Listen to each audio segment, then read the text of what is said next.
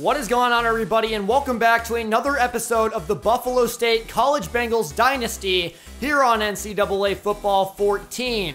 The Bengals are coming off of a very interesting but surprising season that resulted in them winning 8 games, including their first ever MAC Conference Championship. We will recap each and every game later on in the episode, so be sure to stick around. Statistically, we did not throw the ball very much, and for a good reason, as starting quarterback Lance Rice went down in week 1. Adrian Armstrong started, and he missed a lot of key throws, including 5 straight in the bowl game that would have won us the game. Leon Jacobs carried the load for the offense with over 1,600 yards and 24 touchdowns, which was second in all of college football, only behind Jonathan Taylor, who won many awards. But Buffalo State was the catalyst for this offense this season. In the receiving game, DJ Lee was by far our best receiver in an offense where we did not pass very much. He had 6 touchdowns and over 600 yards. Fellow senior BJ Lynch had 398 yards on 21 receptions, and BJ Simmons was the team's most clutch receiver at the tight end spot. Billy Myers looks posed to be the team's #1 receiver next season, as 3 receivers in front of him graduate. Speaking of graduates, the offensive line will have all 5 starters graduating. It's going to be a very different look offensive line for Leon Jacobs next season. We have to hope that they can adjust. Moving over to the defensive side of the ball, and Matthew Littlefield, the defensive captain, is the headliner. 81 tackles, 75 of those were solo, along with 22 tackles for a loss and 2 sacks. Tony Hawkins also had a very impressive season himself with 11 TFLs, an interception, and 59 tackles. Sebastian Strickland filled in nicely for Dante Randall, tied for 4th in the nation in sacks with 9. Wendell Wallace, the senior DT, also had 7, and Dennis Vincent, the freshman, will fill his shoes nicely as he had 6 sacks this season in his freshman campaign. An area where this team needs to improve next year is turnovers. Mark Yates only had 2 interceptions on Hail Marys, and other than that, the team had 4. The defense made some great plays, but I want to see more picks next season, especially as there is a lot of turnover on the defensive side of the ball as well. Everyone saw Shelton Stewart get beat in the bowl game, but I did not know that he did not have a single pass deflection. Maybe a move to the boundary next season will be good for him. The last notable stat is that we had 2 defensive touchdowns, both on pick sixes from Tony Hawkins and Melvin Flanagan. Kevin Kinsley went 10 for 13 with a long of 47. His progress is still on a very positive track. The biggest miss for Kevin Kinsley this season was the field goal against Syracuse in the 4th quarter that would have won them the game.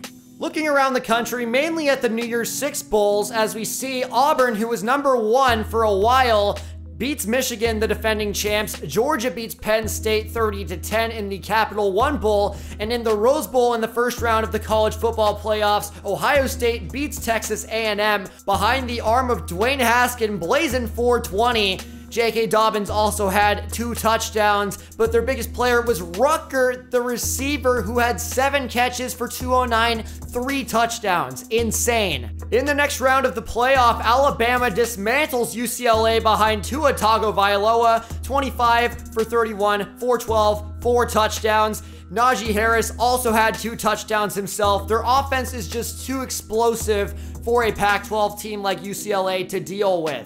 They would take on Ohio State and they would win 38-19. The score on top is wrong, I promise. The correct score is down below, 38-19. I promise, just a glitch. But to double check this, I did go to the home screen and see that Bama did win the national championship trophy in the MAC conference. Of course, we lost our bowl game. Toledo lost theirs. But also Army and Ball State pick up big wins. The conference overall 4 for 4 in bowl games, which is okay for the overall perception of the MAC conference. Although I was surprised NIU could not pull off the win against UTEP. They get destroyed. A final look at the top 25 polls as Alabama ruins Ohio State's perfect season with a win in the national championship game. Georgia, UCLA, Oklahoma, then Notre Dame, Washington, and Iowa follow, along with Texas A&M and Auburn to round off the top 10. The TCU Horny Toads also come in at 13.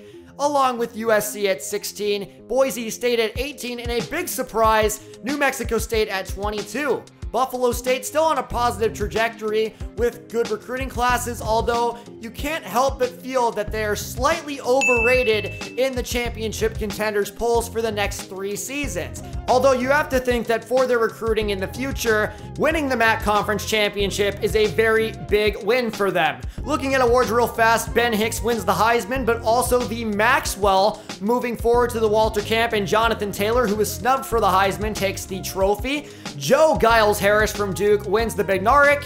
The Nagurski would go to Anthony Jennings from Alabama. Good way to round out the senior campaign. The O'Brien goes to Ben Hicks, who doubles up.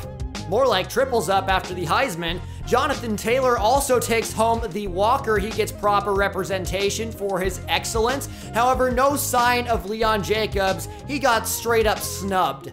Chase Claypool takes home the Bolitnikoff. Of course, we had no one in contention for this award. The Mackey Award goes to Noah Fant, a surefire first-round pick. Jonah Williams from Alabama takes home the Outland Trophy, also a first-round pick. Eric McCoy takes home the Remington Award, and the Lombardi goes to Christian Rector from USC. Best linebacker goes to Cortez Cisco Jr. from ULM. No sign of Matthew Littlefield. Can't help but feel he got snubbed himself. The Thorpe Award goes to Sean Murphy Bunting, staying in conference, and I believe he either won the award or was in contention for it last season. Excellent for him. The Groza goes to Jet Toner from Stanford, 25 for 28, and Braden Mann from Texas A&M wins the Ray Guy Award, and Daniel George upsets DJ Lee for Best Returner. He's not even on the list. And I had a feeling that a lot of these snubs had to do with the quarters, so I changed it to 7 with hopes of better stat distribution. As you know, our recruiting class is completely rounded out, and I believe that we are in excellent shape to compete yet again next season. We bring in Bender Rover, the highlight of the class, Michael Washington, Zach Jennings, 2 defensive players I'm really excited for, and the big guard, Chris Turner, should be a quietly excellent addition for our offensive line that is losing 5 starters. So year in review, we started off against Clemson, and it was bad. All of these players that had not started a game before were playing together for the first time, and to add insult to injury, we lose Lance Rice, our starting quarterback, to a broken back. It was terrible. And then the following week was even more heartbreaking as we lost to Syracuse in overtime by 1 point after leading 24, all because Hunter Haskins had to drop the ball. Of course, we went for 2, and the game literally was in his hands. This was the low point in the season, I felt like, against New Mexico, where we had to change something in the offense or we weren't going to win any games. We moved forward against NIU anyways, and they beat us 38-14, but something happened in this game that gave me hope. Leon Jacobs had 13 carries for 137 yards, and I realized this guy could really play. Let's make the offense around him. And what followed up were 2 straight wins, Eastern Michigan 24-7, and a close win against Ohio, who clobbered us last season, and we beat our rival Miami of Ohio. However, the Army game was the game that really turned everything around. DJ Lee had his first punt return touchdown. Leon Jacobs had 4 touchdowns in this game as well, as we embarrassed them and take over as first in the conference. You could feel a different swagger coming from the freshman, especially when Tony Hawkins has his best career game, 10 tackles, 2 TFLs, and a sack in the win over Army. Not bad. This was the peak of the season. We also beat Akron 31-3 right after this. We threw the ball 12 times, but Leon Jacobs, a hat trick and a quarter away from 200 yards. Moving back to Tony Hawkins, though, he had a pick 6 for 16 yards in this game that really set Buffalo State ahead. We moved on with a big, convincing win over Bowling Green and Buffalo, as well as winning the MAC Conference. We also beat NIU for the first time, which was very exciting, and we won't talk about the bowl game as Adrian Armstrong pretty much blew that game for us with 5 misses in the 4th quarter and overtime. The off-season live stream will be next, followed by the Big Play episode, so be sure to be on a lookout for the community post where I'm going to tell you when the live stream is going to be. Drop a like and subscribe for the love of franchise and dynasty content, because that is all we do here. We built a winner together at Buffalo State and are looking for more phenomenal seasons. Take care, everybody. like some